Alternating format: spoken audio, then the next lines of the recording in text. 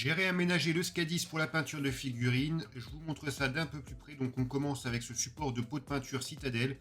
Vous le prenez, vous faites ce que vous avez à faire.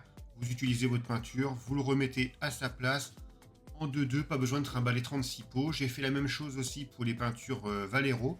Donc c'est vraiment très pratique. Vous voyez, ça se pose vraiment en 2-2. Ensuite, on a tous les petits supports qui servent pour le médium, pour les primaires. On a le support pour la colle Revel, colle plastique que j'avais acheté pour mes impressions 3D mais qui ne fonctionnait pas. On a ici une pince Citadel, de la cyano et on a ici tous les petits pots que j'avais déjà préparés à l'époque pour mon électronique. Là, je mets dedans toutes mes petites figurines, projets en cours ou projets terminés. Ça me permet de prendre un petit pot et de me dire allez, aujourd'hui on va faire ce projet là, on le repose, on passe à un autre, c'est plus facile pour s'y retrouver, ça permet de les ranger assez facilement tout en ayant une place bien à eux. Et ça permet aussi de ne pas mélanger toutes les figurines en les mettant dans une seule et même boîte. Au moins là vraiment, chaque élément est séparé. On a ensuite ici toutes les bases que j'ai imprimées en 3D. Donc on a des modèles 30 mm, des modèles 40, des modèles 25. Le rendu est similaire au socle d'origine Warhammer. On a ensuite la cabine d'aérographe que j'ai commencé à bien utiliser pour mes apprêts. Elle aspire vraiment très bien le brouillard créé par l'aérographe. On retrouve ensuite ce petit pot à eau de chez Action avec un petit couvercle très pratique.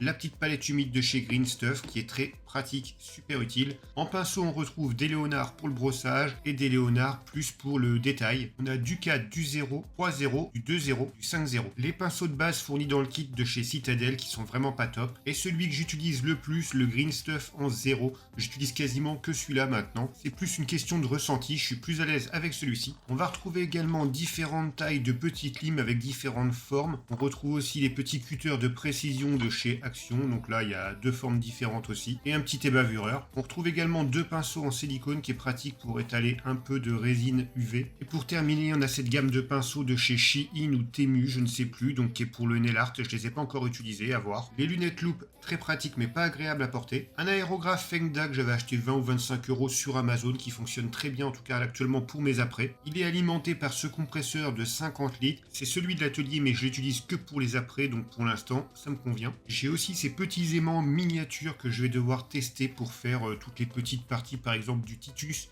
qui avait différentes armes qu'on pouvait mettre. Donc l'avantage, c'est qu'on vient imprimer plusieurs bras, et après on va pouvoir venir les mettre un peu comme on veut. Donc je vais tester ça dans les semaines à venir aussi. J'ai fait le tour de mon petit setup peinture, il viendra grossir au fur et à mesure du temps, mais ça sera pour des prochaines vidéos. Moi je vous dis prenez soin de vous, et à la prochaine, salut!